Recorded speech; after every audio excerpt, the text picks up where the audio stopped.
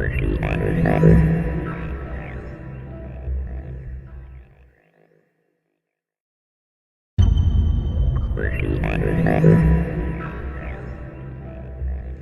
everybody, welcome to another edition of Off the Cuff with my favorite pieces. And today I would like to show you some pretty polymers. Now here's the thing, I only have 2 polymer items right now. Right now all I have is a set of size 3 with the chain. And I used to have 2 of these. I used to have 2 sets of size 3 polymers. These were made in 1876. There you go. And you'll see the close-ups at the end. It has all the information here. Walton Brothers, New York. Unfortunately, somebody scraped off part of the engraving there. I don't know why.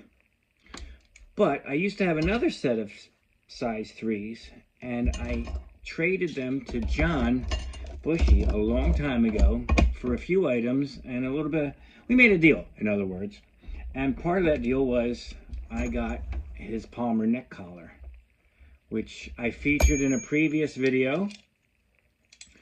But I thought, in keeping with the neck collar themes that we had with the bean collar in a previous episode, I would show you the polymer collar. How cool is that? Now, according to him and according to a lot of people, this was made in the factory. Was it made for sale or for distribution, or was it just something that somebody put together, you know, on their lunch break? We don't know, because we don't have any evidence of these being sold. But if you can see this centerpiece, it's like the regular smaller polymers.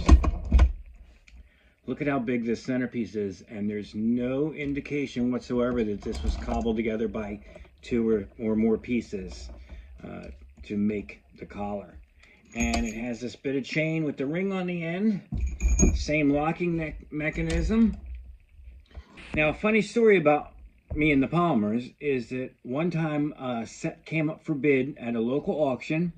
I got outbid, and a few months later I was in an antique shop in the same area, saw the exact same pair, and they did have an original key with them. Now, unfortunately, I wasn't able to buy them, and I didn't get the key, but it did, the ones that are reproduced that people are making, they look very similar to it. And the one that, if I remember correctly, it was rounder. It was a bit rounder here. See how this is more squarish?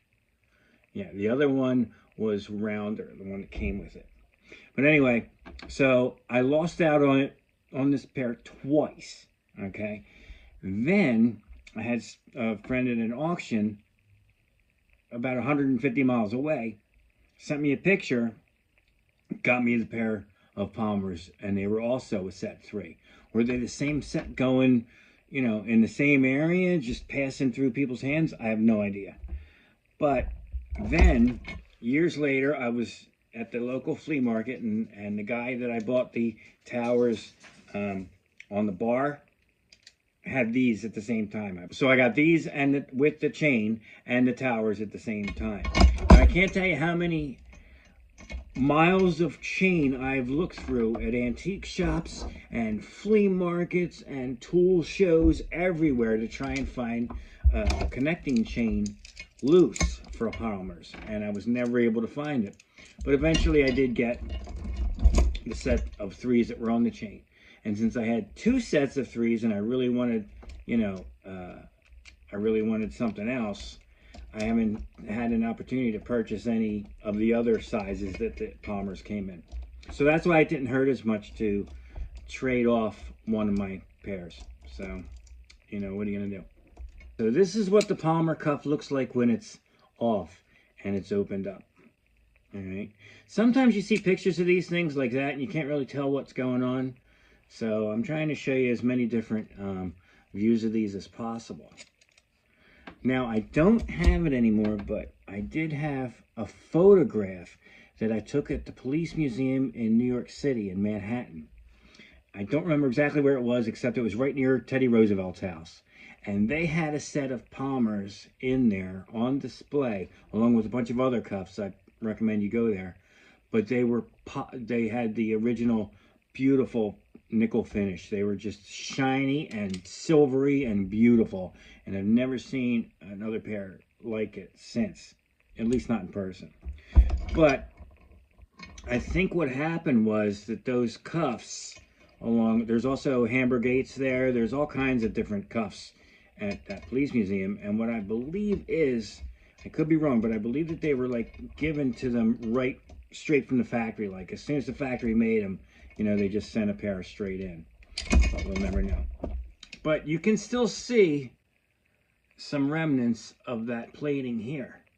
Okay, so the brown patina is one thing, but originally these were shiny and beautiful. And no, I'm not going to polish them at all.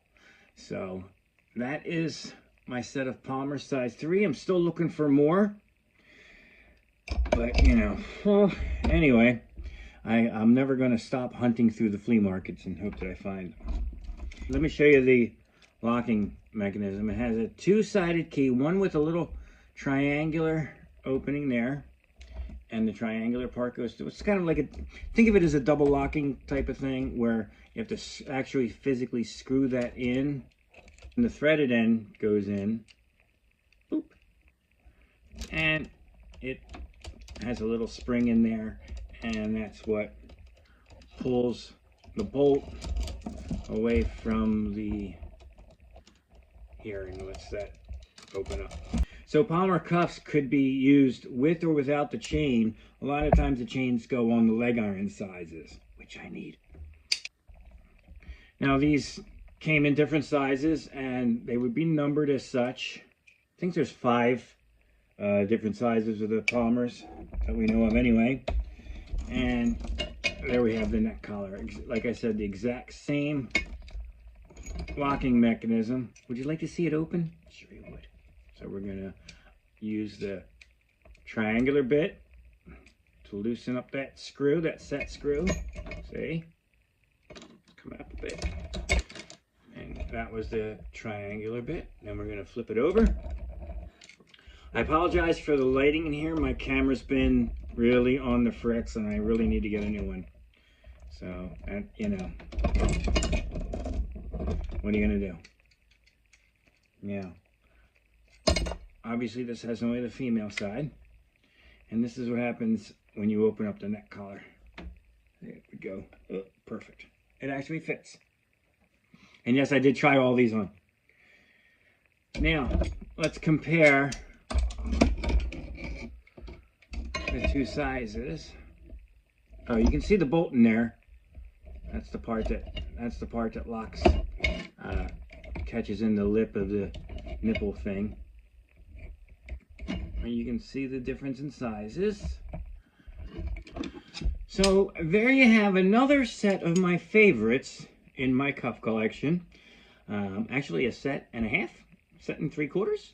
I don't know what a unusual, unique, one-of-a-kind neck collar would qualify as. But anyway, so that is just another look at a couple of my favorites. You know, I hope you guys enjoy these videos as much as I enjoy making them. You know, whenever I add something to the collection, I'm always gonna share it with you guys because I think that the best way for the whole collecting field to grow is to get information out there and to let, you know, new collectors and older collectors know, hey, this is something that was once made, you know. These are some examples of what you can find basically, you know, actually in a lot of local sales and stuff, but not the ones near me. Leave them to me. Let me go to those, okay? I don't know if I've bled the area dry yet or what, but, you know, I'm still looking and I'm still expanding my area where I search, as it were. And, you know, that's what half of the fun of this whole thing is. That's why we do it. So anyway, I hope you guys enjoyed it, and we will see you again next time.